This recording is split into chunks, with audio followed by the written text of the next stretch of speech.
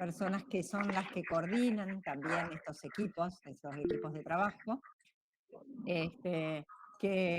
bueno, que muy generosamente, ha tomado contacto con ustedes y, bueno, en el mes de las infancias hemos tomado este ciclo que organizó María Celia justamente para, a partir de ustedes, que son los expertos, podamos eh, eh, acercar, digamos, conocimientos a todos los trabajadores y trabajadoras que son hoy por hoy que alojar a los chicos y a las chicas. Bueno, de mi parte nada más. Muchas gracias, Patricia. Yo, bueno, la dejo a María Celia que te presente, Bueno, y cuando quieran podemos empezar. ¿Cómo no, Patricia? Muchísimas gracias. Hoy tenemos el gusto, siguiendo este ciclo agosto, mes de las infancias, en donde se ha trabajado tanto, tan intensamente y tan bien desde el área, tenemos el gusto de presentar a una profesional muy joven y muy querida para mí, que es Verónica Pitau.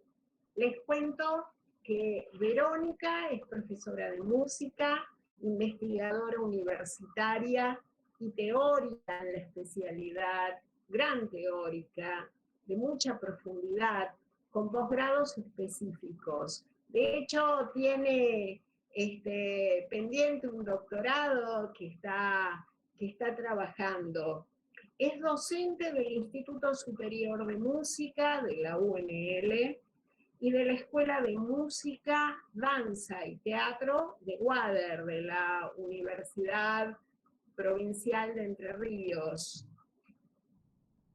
Es también docente de la Escuela Provincial de Música, del CREI, y ha sido expositora, conferencista en jornadas y congresos, autora de numerosísimas publicaciones en revistas académicas y libros de estudio, entre las que se destacan Juegos musicales para el aula, esto en coautoría con María Eugenia Galizzi Pinasco, Las artes de Kant a Adorno y un arte público, Sonar Ciudades. Este libro lo ha publicado en coautoría en México. En realidad, yo estaba leyendo algunas cuestiones que ha escrito Verónica y me llevaron a otro autor que yo suelo trabajar, que es Víctor Lowenfeld, que dice: el hombre aprende a través de los sentidos. La capacidad de ver, sentir, oír, oler y gustar proporciona los medios para establecer una interacción del hombre y el medio. El proceso que conduce a la educación de los niños puede a veces confundirse con el desarrollo de ciertas respuestas limitadas y predeterminadas. El desarrollo de la sensibilidad perceptiva debería, pues, convertirse en una de las partes más importantes del proceso educativo. Verónica ha escrito que la cultura es lo que identifica a una sociedad. Su arte sonoro tiene mucho que decir, ya que es innegable su relación con el espacio acústico del hombre posmoderno. Y hace algunos pocos años, en 2019, justamente Verónica trabajó María Elena Walsh en una ponencia académica verdaderamente interesantísima. Y nos dice en una parte de este trabajo: la canción infantil argentina tuvo un increíble empuje a partir de los discos de María Elena Walsh, editados en la década del 60. su bola del humor, del disparate y de la transgresión, colocar el género de la canción infantil como espacio de reflexión y de creación. Yo la presento hoy, para mí es un gusto que compartamos las reflexiones de Verónica para abrirnos este espacio de reflexión y de creación a partir de la música y del trabajo maravilloso que se hace en los centros de atención familiar con nuestras infancias y con nuestras adolescencias. Así que bueno, los invito y las invito a escuchar muy especialmente a Verónica, cerrando este ciclo que hemos armado en apoyo, insisto, a toda la magnífica acción que llevan adelante ustedes, la gente de la Secretaría de los Derechos de la Niñez, la Adolescencia y la Familia. Bueno, María Celia, muchas gracias por tu presentación. La verdad que me cohíbo cuando vos hablas así. Me da mucha vergüenza. La verdad que me gusta mantener un perfil bajo. Las cosas que hago realmente las disfruto muchísimo, no las hago buscando reconocimiento externo. Y bueno, y quiero decirles a todos los que están acá presentes que por favor se sientan en confianza conmigo de preguntarme lo que necesiten, cualquier cosa que yo pueda mencionar por lo que tengan curiosidad, por favor, me paran, hablamos. Lo que me interesa es que esto que voy a presentar ahora les sirva para trabajar ahí donde a ustedes les está tocando trabajar, ya sea con niños, con adolescentes, con chicos niños y niñas con muchos conflictos. Si hay algo de lo que yo menciono que les pueda llegar a servir o interesar, por favor, siéntanse en confianza, hablemos. Yo estoy segura que voy a aprender más de ustedes, por el relato de sus experiencias, que quizás lo que ustedes puedan extraer de mí, pero entre todos algo vamos a hacer, ¿sí? Bueno, ahora voy a compartir un PowerPoint que va a ayudar un poquito la guía de lo que voy a ir relatando, ¿sí? A ver, segundito. Y bueno, y gracias por estar acá, ¿sí? Muchísimas gracias.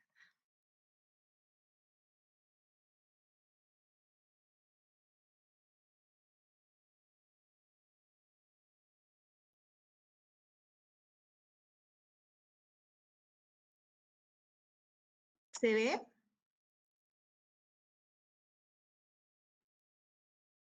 Todavía ¿Se ve? no, Verónica. ¿No? No. Un segundito. Ok, ok. Ahora, no me está, claro, no tengo la posibilidad de compartir. A ver, acá está, acá está. Acá está. No, no. Ya está, ahora sí, ahora sí. Ahora sí, ahora sí. No, me faltó hacer clic en un botoncito. Ahora sí, ahora sí. Bien, perfecto.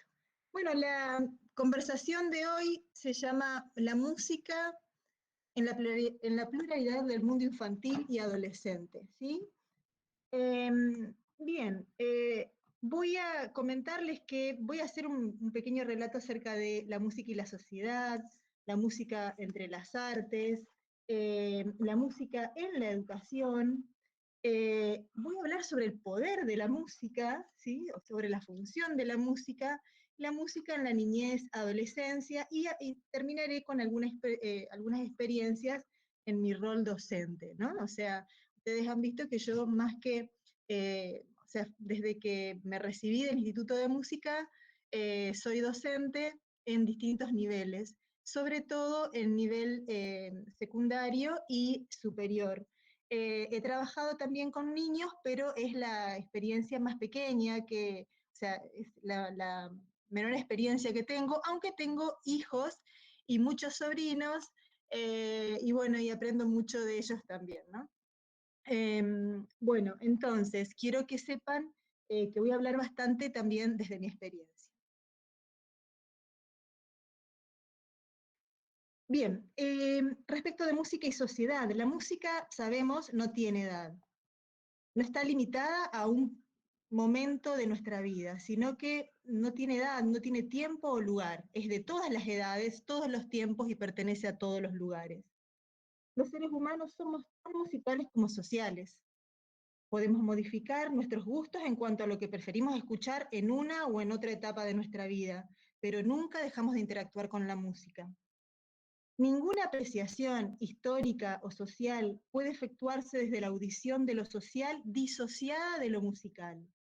Lo musical es social, no solo porque lo expresa o incluso lo constituye, sino porque lo musical en sí mismo es social, porque al mismo tiempo, pero al mismo tiempo lo social es musical, ¿sí? O sea, están intrínsecamente relacionadas. Se podría decir, esto es un poco atrevido lo que voy a decir, pero se podría decir que somos las canciones que escuchamos. Eh, Cualquiera de ustedes seguramente podrá seleccionar ciertas canciones con las que se identifica y de alguna manera canciones que los marcan, ¿sí? Que están relacionados con ustedes. Incluso pueden seleccionar canciones no solo de este momento histórico de la vida que están atravesando, sino que pueden seleccionar canciones que los han marcado a lo largo de su vida, ¿sí? Esto es porque la música es social y la sociedad también está intrínsecamente relacionada con la música. Crece con la música, se construye con la música. Bien, ahora quiero un poquito entrar a hablar de la música entre las artes, porque en realidad la música ha perdido valor en la educación hoy día, ¿sí? No sé si ustedes saben que, por ejemplo, bueno, en primaria hay una materia de música que acompaña desde nivel inicial y toda la primaria, se da en todos los años, pero en secundaria la música está solamente, por lo menos en el sistema educativo de la provincia de Santa Fe, en el primer año de la secundaria, con 4 horas cátedras semanales, y después hay un taller en tercer año en el que pueden intervenir materias artísticas, pero puede no estar la música, puede estar la pintura, el teatro, o sea, las plásticas, el teatro, literatura, y quizás no está la música, o a veces sí, depende de los profesionales que tenga cada escuela. Entonces eso es una pérdida para mí, ¿sí? Entonces por eso quiero un poquito revalorizar la música entre las artes y la música en la sociedad. Eh, Tradicionalmente se dice que la música es un lenguaje, que se conforma como un discurso. Es una de las artes que transcurre en el tiempo antes que en el espacio. De ese modo, en tanto discurso y lenguaje, la música debería comunicar y representar. Schopenhauer, un filósofo de la segunda mitad del siglo XIX, en su texto Pensamientos, Palabras y Música, se refiere a la música como el arte por encima de las demás artes, en tanto que no es una representación de las ideas, sino que es la idea misma. Las demás artes representan o imitan la música, en cambio, la música es la voluntad misma, dice Schopenhauer. No es una copia, no es figurativa, y en este sentido es lenguaje universal. Así pues, estoy leyendo un fragmento del texto de Schopenhauer, ¿sí? Así pues, la música, si se considera como una expresión del mundo, resulta en el más alto grado un lenguaje universal. Mediante un solo procedimiento técnico, los sonidos, la música expresa con la mayor precisión y verdad la esencia íntima del mundo, lo que éste es en sí y que en su expresión más evidente entendemos por el concepto de voluntad. Fin de la cita. Si bien la idea de música como un lenguaje universal se ha discutido desde distintas disciplinas, nos concientiza acerca del lugar importante que ocupa la música entre las artes. Pero no solo tiene un rol importante entre las artes, también entre las ciencias. Y así fue como la música en la educación tuvo lugares concretos en la paideia griega, en la academia griega, ¿sí? Las enseñanzas de las artes y de las ciencias en la Edad Media, ¿sí? Si observamos hacia atrás en la historia y buscamos el momento en que la música se incorpora a la educación, tenemos que remitirnos a grandes civilizaciones antiguas, orientales y occidentales, como la griega, la egipcia, India y China. Estas civilizaciones le asignaron cierto poder a la música, poder que fundamenta la presencia de la música en la educación desde hace milenios y lo seguirá haciendo, espero yo, durante las generaciones futuras. Por ejemplo, voy a mencionar la paideia griega del siglo V a.C., que era para los antiguos griegos el proceso de enseñanza de los niños y que consistía en la transmisión de valores, saberes técnicos inherentes a la sociedad, lo que haría de esa persona un ciudadano libre, apto para ejercer sus deberes cívicos, agrupando bajo esta denominación la formación en la gimnástica, la geometría, la gramática, la retórica, la matemática, la música, a través del canto, la danza y la ejecución de instrumentos, la filosofía. Observamos entonces la inserción de la música en la educación. La paideia representó la base para la tradición pedagógica griega. El griego de música que englobaba la poesía, la lira y el aulos, que es una especie de flauta, ¿no? La lira representaba al dios Apolo y aulos a Dioniso. Para los griegos del periodo helenístico, la enseñanza artística era fundamental para el perfeccionamiento humano y la formación del hombre libre, lo que equivale a un buen ciudadano.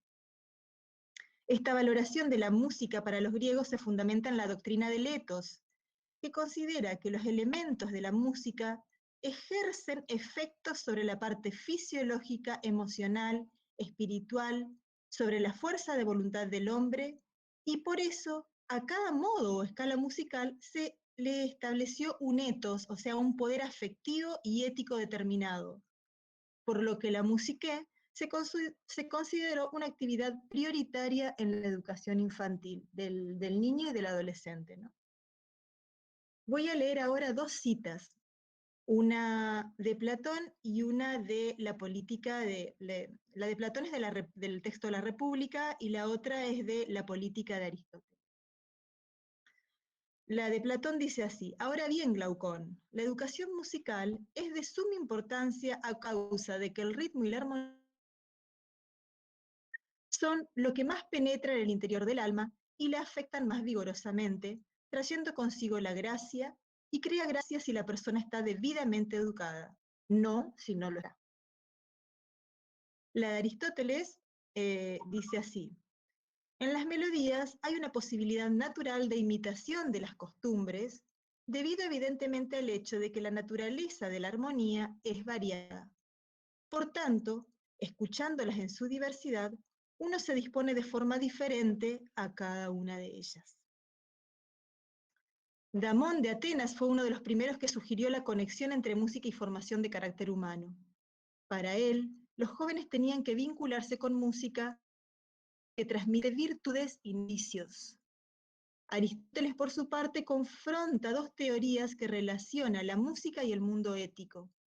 Según los pitagóricos, la música es armonía, y así la música puede volver a traer la armonía cuando se está turbado.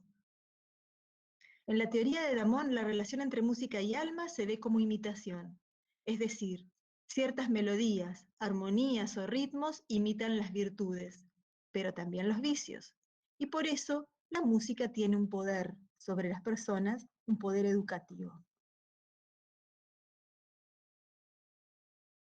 Más adelante, durante el largo periodo medieval, la música forma parte de las artes liberales, organizadas pedagógicamente en trivium, artes de la palabra y de la oratoria, y el quadrivium, las ciencias.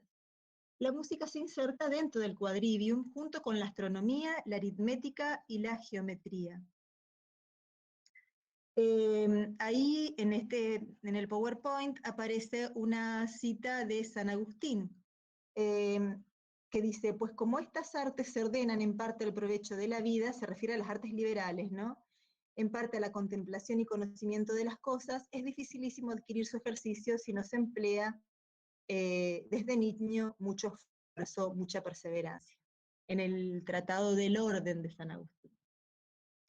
Hoy, por ejemplo, la musicoterapia y otros tipos de terapias, entre ellas la terapia ocupacional, las ciencias cognitivas, entre otros, entre otras disciplinas, hacen uso de ese poder de la música de las que hablaron tanto las civilizaciones orientales y occidentales. En Oriente, seleccionar correctamente la música traía prosperidad, por ejemplo en China concretamente, traía prosperidad al gobierno de turno. Si la música era mal seleccionada, podía traer el hundimiento del imperio, ¿sí? O sea, a ese punto respetaban la, la música en esa civilización. Y ahí vamos a entrar de nuevo a hablar sobre el poder de la música ahora más, algo más personal. La música, ya sabemos, es omnipresente, está en todos lados. La escuchamos en la radio, mientras desayunamos, o en la televisión, camino al trabajo. La oímos como un río a nuestras espaldas cuando salimos de bares o pasamos por diversos locales. Una vez terminada nuestra jornada, recurrimos a ella como esparcimiento para descansar, mitigar el cansancio, festejar nuestras alegrías. La música acompaña momentos triviales y especiales de nuestra vida, cumpleaños, matrimonios, graduaciones, también funerales. La música tampoco falta de nuestras efemérides colectivas, fechas patrias, manifestaciones políticas, eventos deportivos, ceremonias religiosas. Nos llenan de amor piedoso, sentimiento patrio, entusiasmo proselitista. Donde quiera que vayamos, nos topamos con música. Y aunque a diferencia de la vida no es un alimento, un abrigo o algo indispensable para la reproducción de la especie, es notorio que no existe cultura que no posea práctica que se enmarque dentro de lo que entendemos por música. Al fin estamos coincidiendo con Schopenhauer, ¿no? Como música con este concepto de música universal. No hay civilización que carezca de objetos capaces de producir sonidos por puro deleite. Erik Satie, un músico francés de fines del siglo XIX y principios del siglo XX, generó un concepto clave para entender el mundo sonoro en el que nos desempeñamos y nos movemos. Me refiero al concepto de música de amoblamiento. Esto es lo que hoy entendemos como música funcional. Esa música que está en todos lados, como un mueble.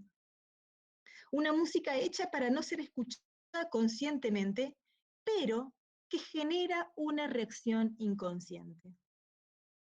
Quizás la más significativa explotación de la funcionalidad de la música la encontró la Music Corporation, una empresa estadounidense que a partir de 1934 se dedicó a vender música para aumentar el rendimiento de los trabajadores de fábricas o empresas.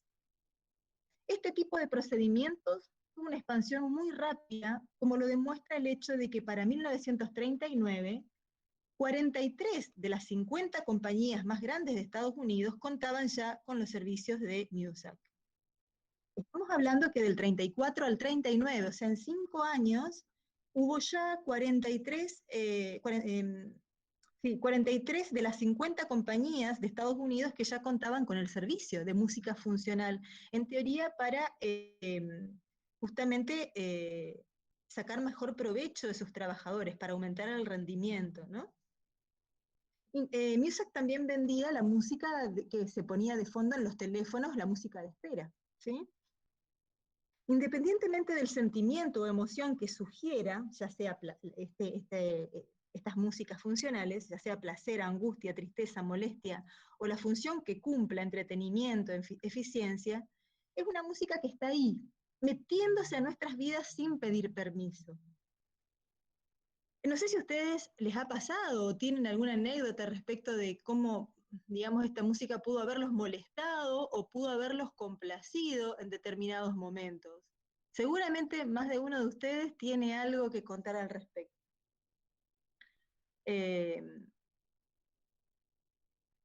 Voy a dejar de compartir un ratito, a ver si hay alguien que quiera comentar algo o haya vivido alguna experiencia en concreto. A ver. No sé si en en algún lugar de trabajo, por ejemplo en los bares, ¿no? Que ponen siempre un determinado tipo de música. Ayer justamente con una de mis hijas comentaba que al pasar por un lugar donde venden suplementos para deportistas, ropa deportiva, pesas y ese tipo de cosas, la música era electrónica, por ejemplo. Y yo me imaginaba cómo quedaría ese local si pusiera música folclórica. O sea, sería raro, ¿no? Escuchar salir de un lugar así música folclórica, por ejemplo, ¿no? Es como que cada ámbito tiene un tipo de música determinada. A ver, ¿alguien quiere Hay, decir algo? hay alguien que comentó por el chat que dice, cuando te dejan en espera en la llamada, cuando haces llamadas en la empresa, y Sí, te dejan en espera y te, te ponen el volumen en alto, es verdad. sí, es tan Es verdad, frustrante ¿no? y a veces repetitivo al punto de que a uno le cala, o sea, o es muy molesto o ya uno termina cantando esa melodía. Y lo más gracioso es que a veces ponen música de Bach, por ejemplo, o Sí, música clásica con esos sonidos sí. chirriantes, insoportables, eh, o sea, Con el es micrófono abierto. tremendo. Sí, sí, sí, tremendo. Vos sabés que no, esta mañana venía pensando, porque venía escuchando la Ajá, AM. Soy de la radio, escucho mucho radio y AM. sí. Viste, sé que hay toda una onda y la entiendo, viste, y veo que a los jóvenes les gusta mucho, bueno, toda la onda rap, Ah, sí, sí, sí. no es por ahora, todo eso no es por ahora uno de a mí me gusta mucho la música, pero no es, digamos, uno de los ritmos que me atrapa para nada. Exactamente. Y, y empezaron a hablar de la serie El Reino, no sé si alguien la vio, y la música de la serie de fondo es una chica que canta en rap. Y la verdad que es tan linda la letra que es pegadiza. No, no es un ritmo que me, pero la verdad que es tan linda la letra que es pegadiza. Ya vamos a hablar de eso, ya, porque les voy a contar unos casos especiales. Les voy a contar algunos casos. Perdón, ¿alguien más, Marcelo? ¿Querías decir algo? Estás muteado. No sé si está hablando conmigo. Perdón, hola a todas y todos y todes. Recién entro, Ah, bueno, recién entro. bueno, Estaba bueno. en otra reunión, así que Perfecto, bueno. perfecto. Bueno, bárbaro. Bueno, hoy en día la música también se usa para estimular, calmar, transformar al ser humano en cualquiera de sus etapas evolutivas, pero también desde el punto de vista emocional, para conmover, expresar, desinhibir, entre tantos otros usos posibles. Nos dice Mendívil en su libro En contra de la música: pienso que tal vez el verdadero poder de la música radica en la forma en que ella estructura nuestras capacidades cognitivas. Les voy a leer un fragmento de este texto de Mendívil donde cuenta un caso especial y después le voy a contar uno personal. Cierta vez una colega me refirió una anécdota estremecedora al respecto. Pocos días antes de morir su madre, cuando el Alzheimer ya había destruido su memoria y su capacidad para hablar, mi colega, en un acto que intentaba ser de alguna forma una despedida, le susurró unas palabras tiernas al oído. A su mamá, ¿no? La madre, absorta en la demencia, no reconoció la voz de la hija.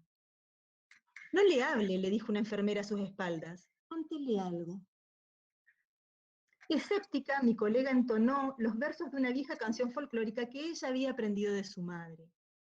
Ante su asombro, la anciana reaccionó casi inmediatamente, entonando las últimas sílabas de cada verso mientras esbozaba una sonrisa.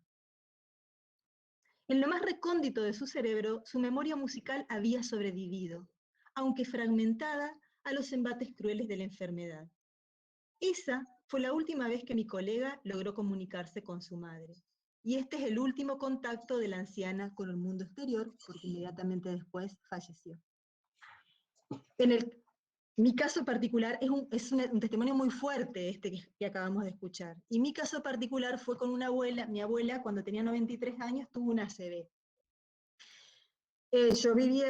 Mi abuela vive en Las Toscas, noreste de la provincia de Santa Fe. Bueno, ella ahora ya falleció.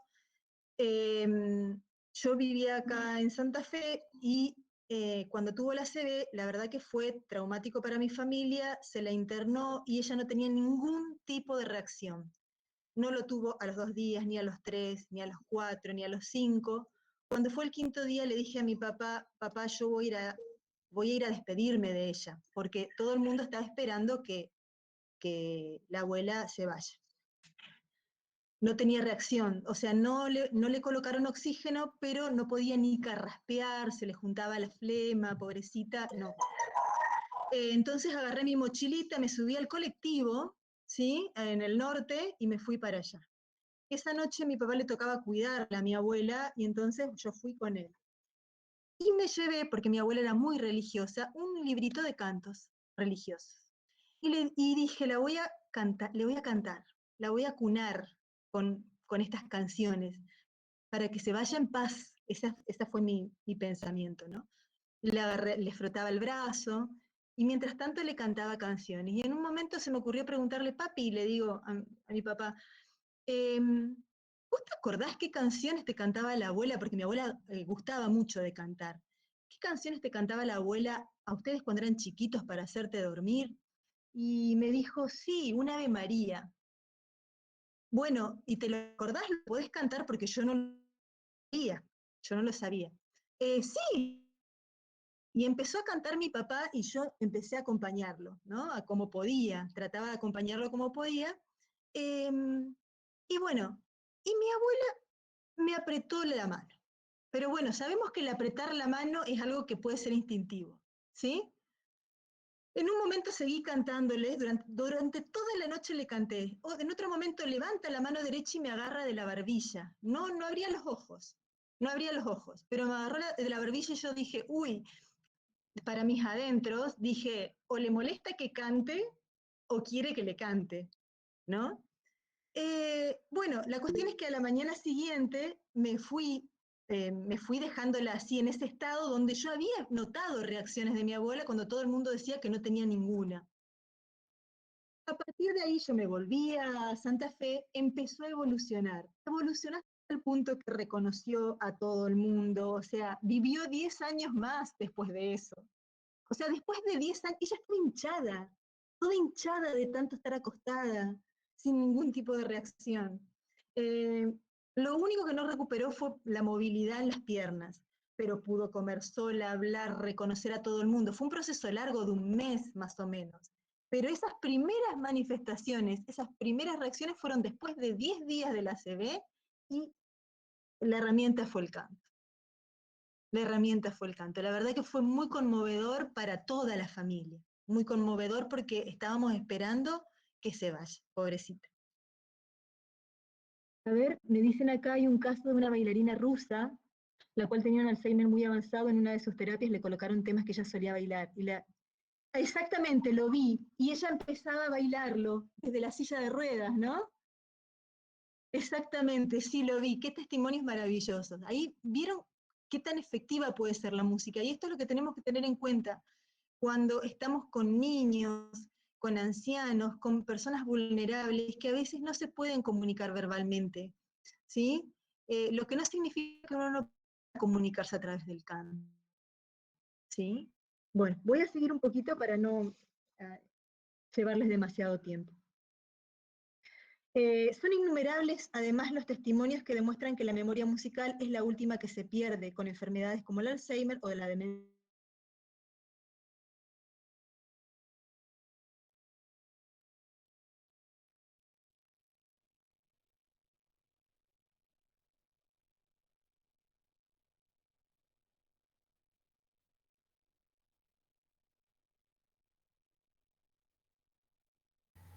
¿Se les cortó a todos o a mí sola?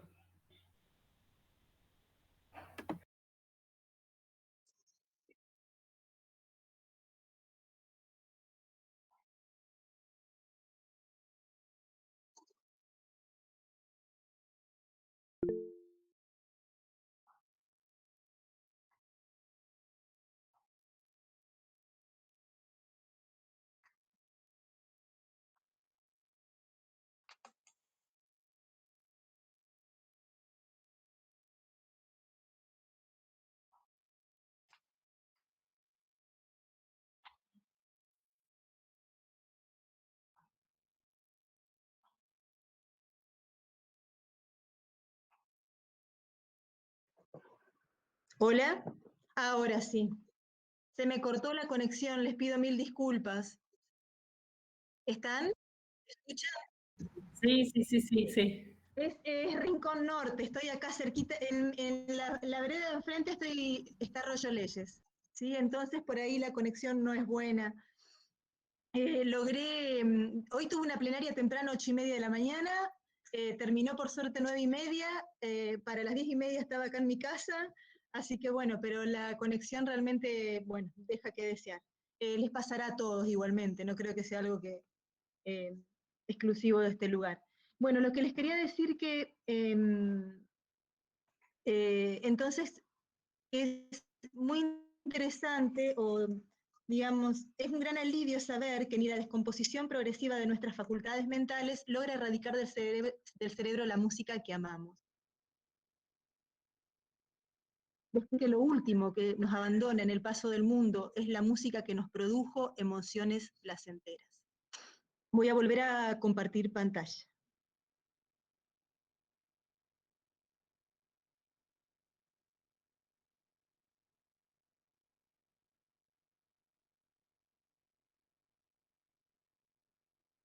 Ahí va. Un segundito. Bien.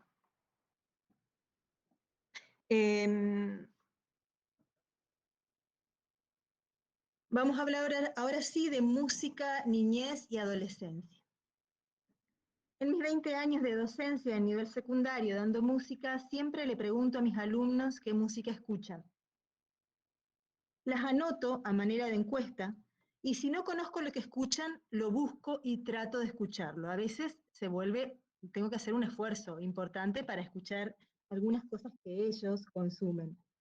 La música que escuchan siempre, siempre, siempre me dice algo de sí mismos. Puede haber mucha luz, mucha oscuridad, angustia en algunos casos, rebeldía, atracción hacia lo exótico o lo diferente, empatía con canciones viejas.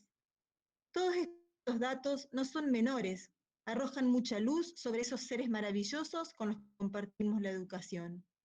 La música está completamente relacionada con la búsqueda de la identidad en niños y adolescentes que la perciben como su compañera, aliada o amiga. Preguntémosle a niños, niñas y adolescentes qué música les gusta y pueden pasar dos cosas. Las dos cosas no son incompatibles, pueden pasar las dos a la vez.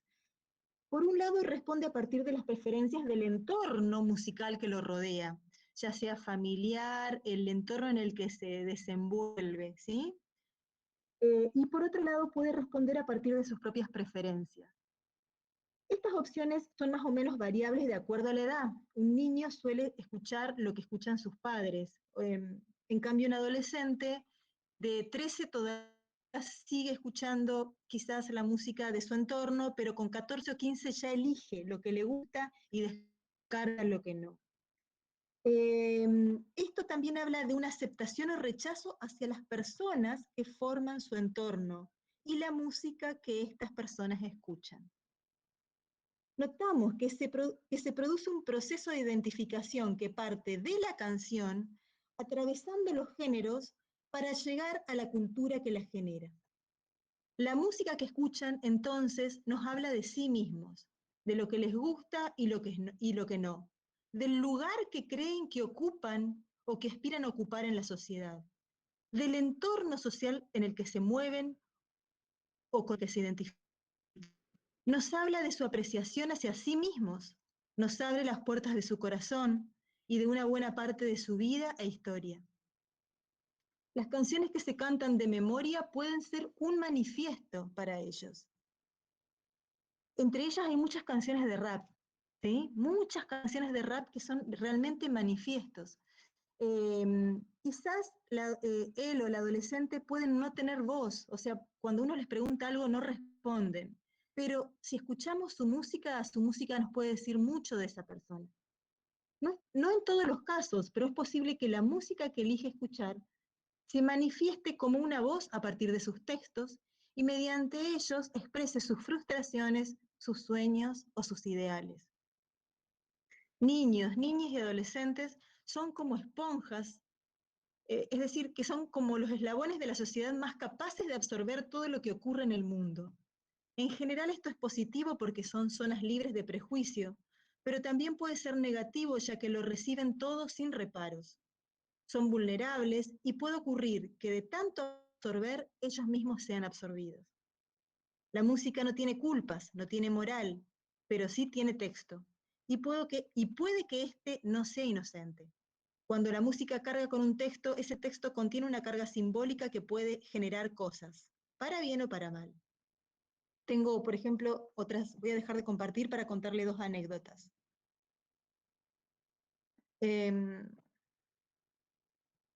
2 casos que tuve en secundaria, ¿sí? Estoy hablando de adolescentes. Uno de ellos tenía, digamos, un chico muy difícil, muy difícil, violento, que rompía cosas en la escuela, rompía bancos, se sentó arriba de los calefactores y rompió calefactores, rompió una mesa, se expresaba mal, muy violento. Tenía un disco dentro de su carpeta. Le digo, Damián, ¿qué disco es ese? ¿Qué música es esa? No le va a gustar, profesora. No me, así nomás me contestó. No le va a gustar. Pero yo quiero saber qué es lo que estás escuchando. Se llama El Cartel de Santa. El Cartel de Santa. ¿Y no me lo prestarías? Pero no le va a gustar, ¿eh?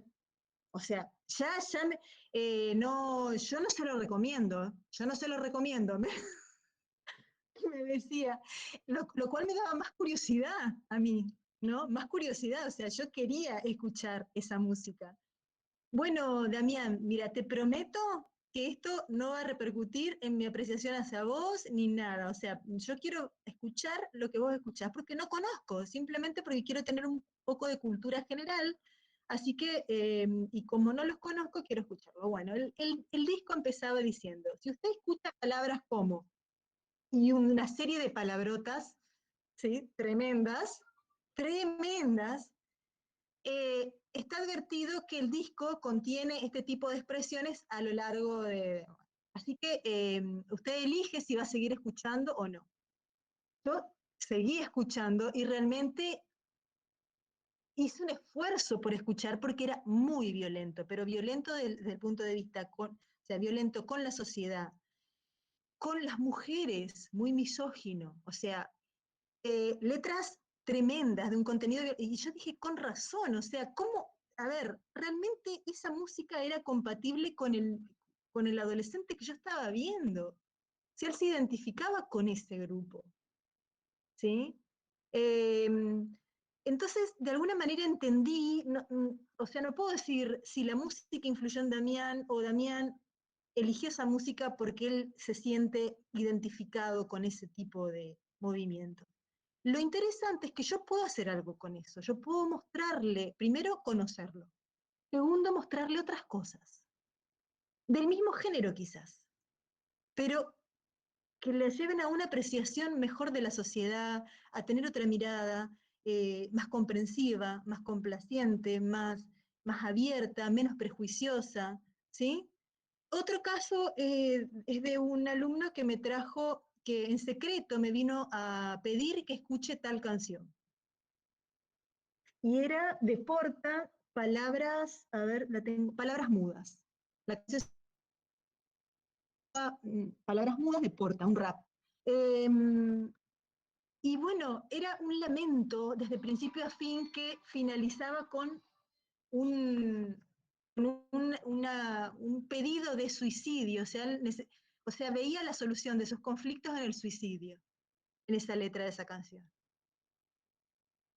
Realmente, inmediatamente fui a hablar con la psicopedagoga, con la tutora, veamos qué podemos hacer con este niño. Traté de hablar con él acerca de las cuestiones estéticas de esa canción, qué linda, muy bonita la melodía, ¿sí? La voz del chico que canta. Ah, mirá, ¿qué otros temas tiene Porta? Mirá qué bien este otro tema. Por un lado yo podía hacer lo que podía hacer desde mi rol de profesora de música, pero compartir esta situación con el resto de los profesionales de la escuela fue muy importante para contenerlo.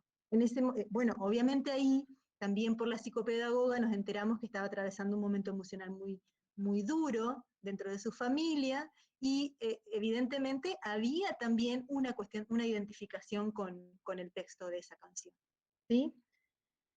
Bueno, con esto no quiero decir que yo como docente de música o los que trabajamos con música tenga que siempre usar como recurso la música que los chicos escuchan. No, al contrario, o sea, sí saber qué, porque yo tengo que conocerlos.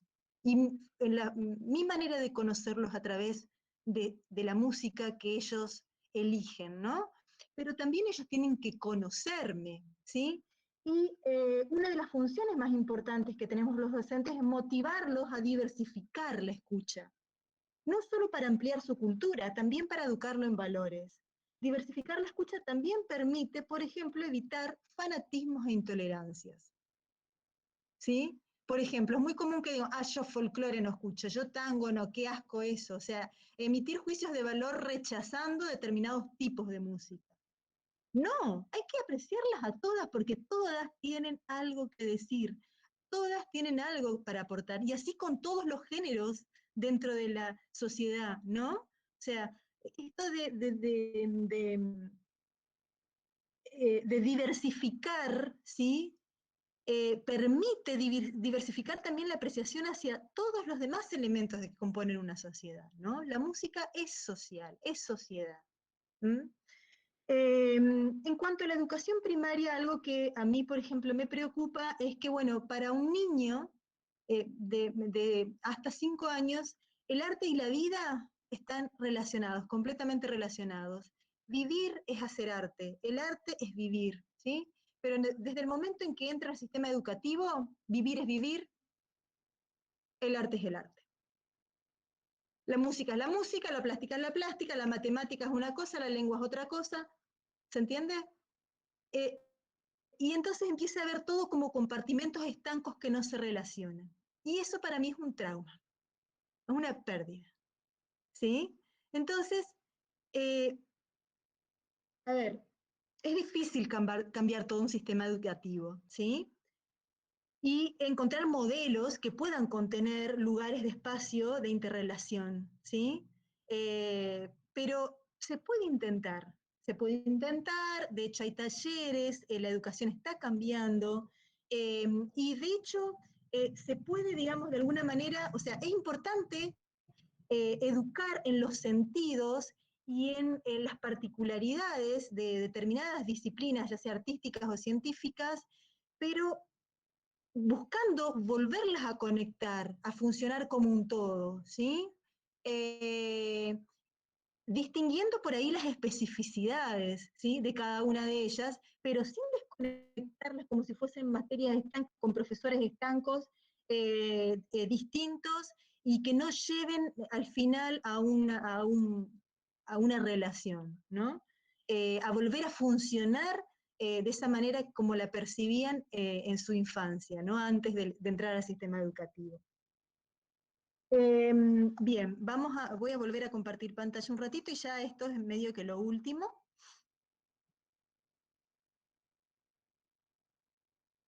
Que voy a decir.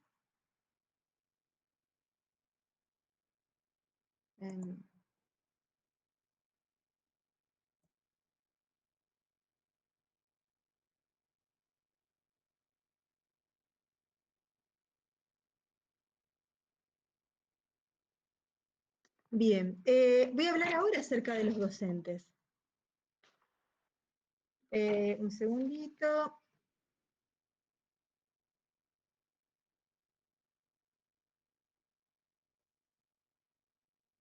Ya no hay maestros, solo una comunidad de aprendices, dice Murray Schafer. Ya no hay maestros, solo una comunidad de aprendices.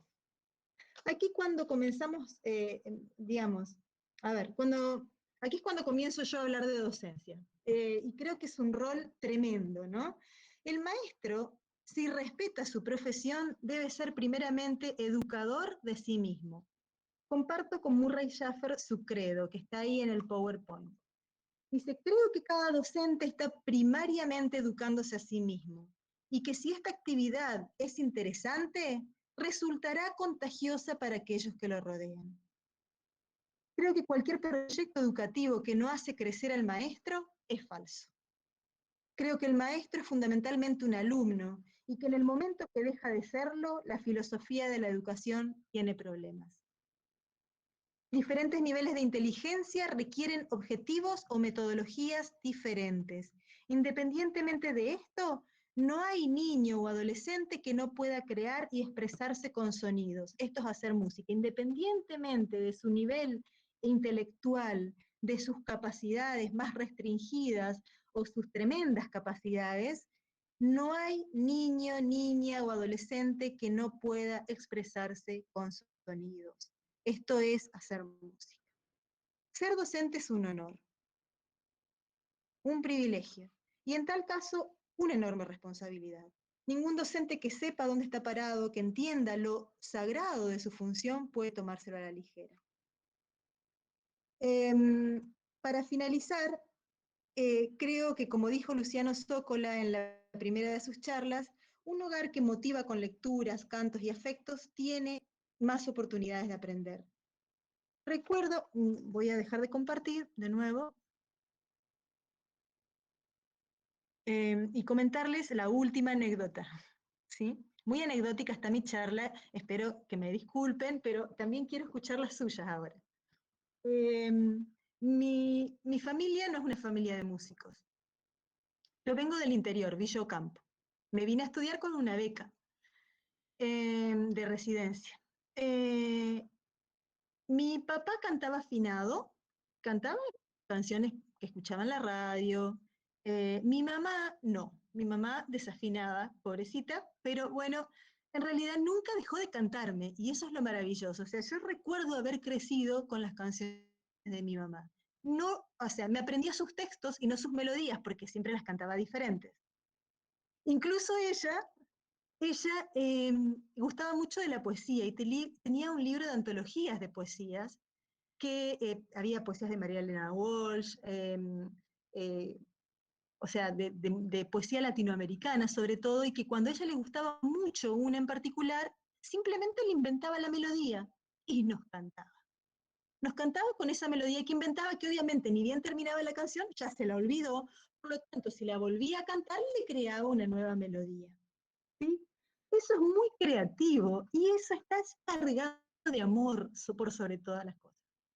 O sea que no cantar a un niño, no cantar a un niño por ahora que mi voz sea fea, que no, yo no afino, o no, por favor, cantemos porque lo que primero que el niño percibe de eso es el afecto. Es el afecto. Y de hecho, yo justamente gracias a esta charla que estaba armando, pensaba, pensar que mi mamá era tan creativa desde el punto de vista musical, porque si podía crearle melodías a las poesías que le gustaban, realmente tenían un poder de creatividad que hoy día buscamos en los niños. No sé si alguna vez ustedes han percibido niños que cuando hablan, cantan. O sea, le ponen alturas, van cantando lo que dicen. ¿Sí? Es un juego, es un juego de expresión. Yo hablo cantando y con mi vecina me acuerdo, miren, una vecina que tenía mi edad, iba a la escuela conmigo y ahora está internada con esquizofrenia. Recuerdo mis juegos con ella, mis juegos con música, cómo cantábamos, jugábamos a decirnos cosas cantando, y no es que nadie nos haya dicho háganlo así o háganlo así, simplemente surgió de nosotros. El niño crea, es creativo por propia naturaleza. Por ahí encontrarle la beta, ver qué es lo que él sugiere para continuar en esa línea, para que la pueda reforzar, canalizar, es lo ideal. Poder ofrecerle algún instrumento para que se acompañe, ya sea de percusión primero o algún instrumento de cuerda, aunque nosotros no les podamos enseñar porque no lo sabemos tocar. Quizás ustedes ninguno hace música, toca un instrumento, ¿sí? Pero realmente puede mostrarles, mira, a ver, ¿qué te parece si a esto que estás haciendo le agregás esto? ¿O querés que yo toque mientras vos cantás? Y hacemos algo, un pulso en percusión. Con la mesa, si no tengo un instrumento. ¿Sí? Y todo eso es acompañar afectivamente el desarrollo de ese niño, de ese adolescente. Realmente siente que lo estamos apoyando, siente que estamos viendo algo positivo en ellos, ¿sí? Siente que vale para el otro, siente que tiene valor para el otro. Bien, gracias por estar, quiero escucharlos a ustedes, a ver si tienen alguna experiencia para contar al respecto. Seguramente deben tener muchísimas, no sé si relacionadas con música, pero acerca de cómo puede ser estimulante el reconocerles una capacidad, eh, reconocer las capacidades a los niños, cómo estimularlos, cómo valorarlos desde las artes. ¿Alguna anécdota? Bueno, hola a todos. Eh, yo soy director de un centro de residencia para jóvenes sin cuidados parentales, Ajá. con niñez, ¿no? Tenemos hace rato que llegó un chico con muchas dificultades para sociabilizar, tanto con lo más cercano como ni que hablar con el afuera, diríamos. Siempre con la capucha puesta, sí, no lo podías tocar, y hablaba y no te contestaba, estaba en una situación bastante desconectada, diríamos, ¿no? De intentar una vinculación con su historia de vida, probablemente. Claro. Y la primera conexión que tuve con él fue jugando al ajedrez.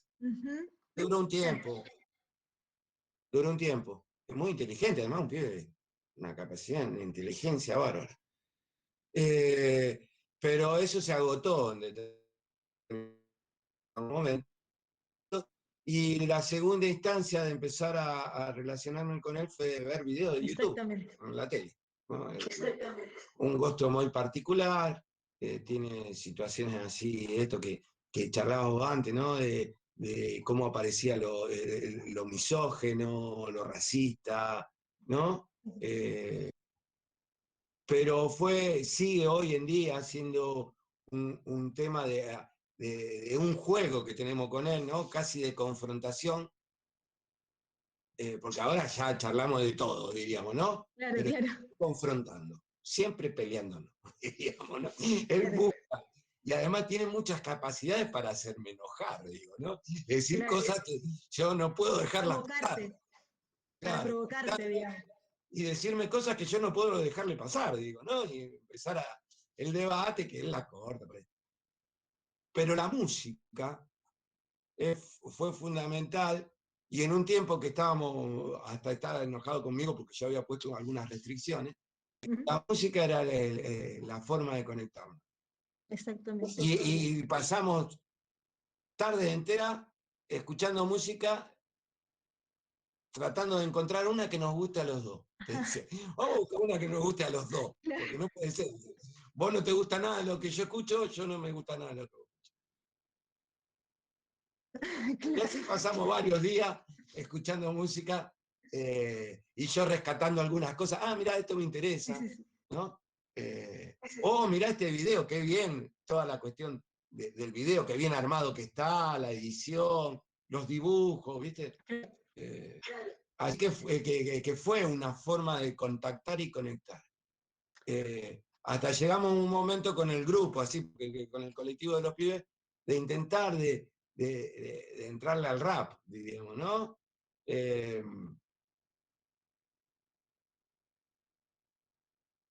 Difícil todavía, estamos ahí empujándolo, yo de vez en cuando, hay algunos que se enganchan un poquito más y lo pierden en el camino, diríamos, pero esto que vos explicabas, digo, por ahí uno lo hace intuitivamente o lo hace improvisando, justamente. Yo soy músico y siempre fui un improvisador en todo sentido de mi vida. Sería un jazz mi vida, ¿no? Claro. Y voy inventando e improvisando sobre la marcha. Y me parece que es muy interesante lo que decía de la música. Yo lo sentí totalmente claro, y creo que por ahí me abrió algún camino para prestarle atención a algunas cosas que no le estaba prestando atención, ¿no? Como la letra, por ejemplo. Claro. A veces te pasa de largo la letra, porque está muy junta, muy rápida, tenés que escuchar muchas veces una canción para entender de qué va, ¿no? Claro, por ahí Pero lo que me podés parece muy hacer es difícil. decirle a ese niño, esa niña con la que querés dialogar o a quien querés entrarle, porque no encontrás otros medios de dialogar.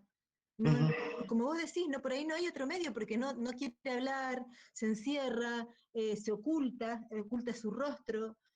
Eh, es, a ver, interesarse, ¿por qué estás escuchando? Ah, mirá, suena bien. ¿Y de qué habla el texto? Y lo obligás a buscar el texto, Exacto. a leer el texto. Y vamos a leerlo juntos. Ah, mira, hablar sobre qué es lo que dice ese texto. Por lo general, bueno, el trap, por ejemplo, es mucho más violento.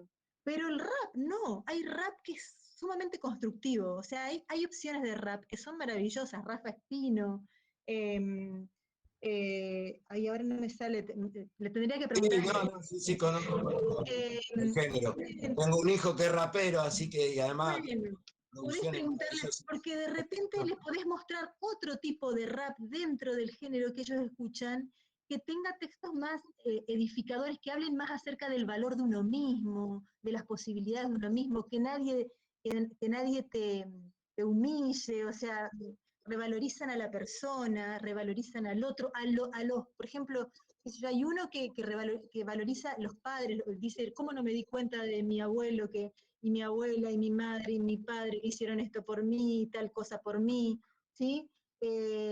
O sea, hay raps que son maravillosos, digamos, entonces si les gusta ese género, buscar algo que desde la letra sea un poquito más constructivo, Ujú. genere valores. Vos sabés que estoy leyendo los chats que Ajá, están que yo no los leo. mandando. Adriana Luso decía recién, escribió que la música propicia encuentros y tiene tanta razón, y son encuentros muy fuertes. Sí. Después hay otro chat que dice que, digamos, el rap trabaja justamente con el malestar en la Sí, cultura, en la sí, sí, política, sí, en sí. el sistema. Yo creo que la gente que estamos trabajando con educación, infancias y adolescencias, tenemos que hacer como adultos un esfuerzo para entrar en el mundo infantil y en el mundo adolescente. Y ese puente puede ser fabulosamente el puente de la música, el puente del arte. En la charla de la semana pasada de Villaverde, de Ajá, María del Carmen Villaverde, ella habló de literatura, ella habló también de música y revalorizó algo que vos dijiste, Verónica, que son las canciones de cuna. ajá. Ella habló de las canciones de cuna, incluso propuso un juego para que rememoráramos si nosotros, si cada uno de nosotros teníamos en la cabeza, si se nos venía alguna canción de cuna que nos hubiera encantado. Vos sabés que yo voy a contar una experiencia que me resultó sumamente significativa, y es que hace unos pocos años atrás, 2018, 2019, yo estaba caminando por la ciudad y en la Plaza San Martín, frente digamos, a lo que fue el centro cultural de la catedral, que Sí, quedó cerrado, digamos, de pronto encontré una así agrupamiento enorme de adolescentes, una concentración enorme, enorme de adolescentes que estaban, era un sábado por la tarde, y estaban escuchando con un silencio casi, digamos, de misa, una especie de duelo de raps, digamos, en claro. donde uno generaba una serie de frases con una rima O sea, una forma nueva posmoderna de la payada, si se me Claro, permite sí, es la así. acción. Y Sí, otro sí, le sí, contestaba. Y sí, yo sí, sí, los quedé escuchando porque me llamó poderosamente la atención, porque un prejuicio que tenemos los adultos hacia los jóvenes es que los jóvenes no tienen lenguaje, no tienen cantidad de palabras, que tienen una economía en su lenguaje.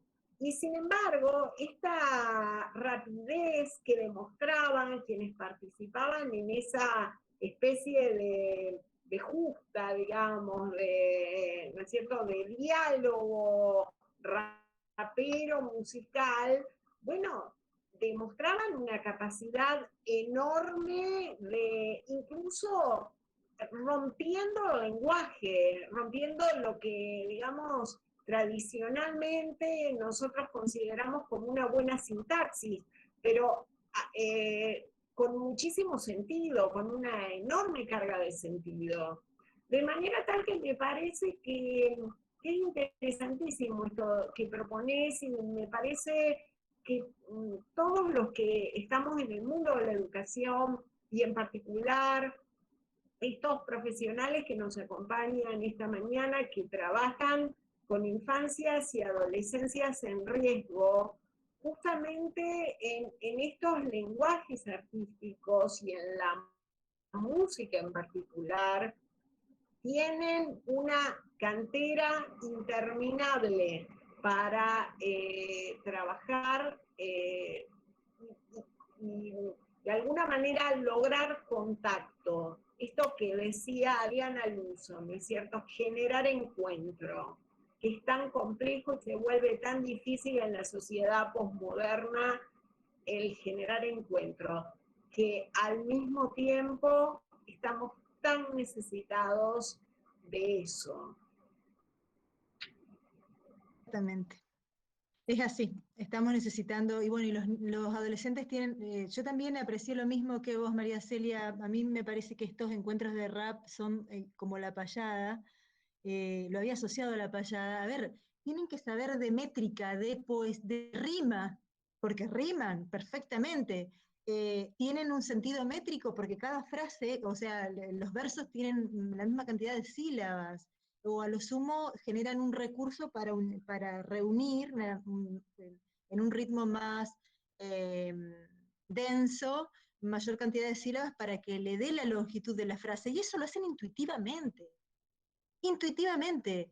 O sea, ese rapero, cuando vaya a la poesía le va a parecer una papilla, digamos. Hay un recurso del rap muy interesante y que usan muchos músicos de rap, es el doble sentido de las palabras, la multiplicidad de sentidos que tiene una palabra, ¿no? Uy, sí. Y por ahí enganchan con una palabra y empiezan a desarrollarla y te dan vuelta por todo su universo, digo, ¿no? Claro, claro. Que eso, obviamente, esto que decís vos, plantea una capacidad de creación y Es una un talento. diversificación y una visión global de las cosas, ¿no? Porque, Sí, sí, sí. por ejemplo, digo, después pasa, ¿no? Cuánto en una época decir compañero significaba una sola cosa. Claro. Digo, por ejemplo, ¿no? Para mi generación, vos decías compañero y significaba una sola cosa. ¿Bien? Exactamente. Y no, compañero tiene infinidad de variables y posibilidades y depende de quién lo dice, es lo que dice.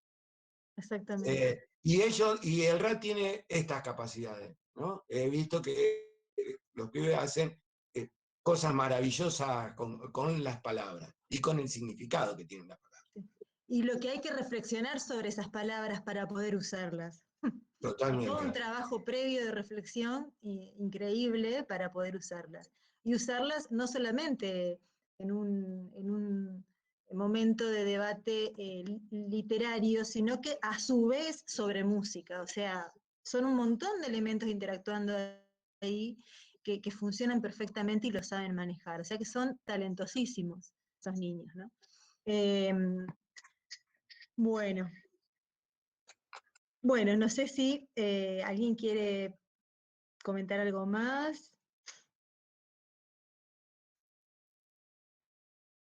¿no? Bueno, alguien, María Celia les habrá comentado también no sé cuánto tiene que durar esto, si tiene un horario específico, ¿estamos bien con el tiempo? No sé cuánto tiempo estaba previsto. Patricia. Sí, ahí estás. No me podía desmutear. ¿Cómo estás? No, ya Bien. estamos más o menos, estaría más o menos bien el horario, una horita. Pero bueno, agradecerte, Verónica. La verdad que fue dinámico. Escucho que han hecho, que fue bastante participativo. Como siempre, bueno, primero a María Celia, que fue la que tuvo un poco la idea de cuáles eran los ejes que había que trabajar en este mes, así que un enorme agradecimiento a María Celia, ¿no? Y bueno, y por supuesto a Desde ya, vos, de corazón. disponer de tu tiempo para esto, bueno, más que gracias, ¿no? No, encantada, encantada. Y bueno, alguna vez cuando ustedes organicen algo entre ustedes Dale. y quieran Sí, compartirlo, me cómo no, invitan, porque yo con todo gusto cómo no, cómo no. voy a aprender. Dale, seguramente te vamos a estar convocando, seguramente que sí. ¿Eh? Bueno, muchísimas Y bueno, gracias gracias a a todos todas, los a demás todos. por participar, sí. Patricia, María Celia y al resto, Rosana, Marcelo, Cecilia. Bueno, quisiera decirles a todos por su nombre, pero desde ya muchas gracias por estar. Eh, y bueno, y espero les haya servido. Con eso ya estoy más que feliz. Por supuesto que sí. Bueno, adiós entonces. Bueno, muchísimas gracias, Nos chao. vemos. Gracias, gracias.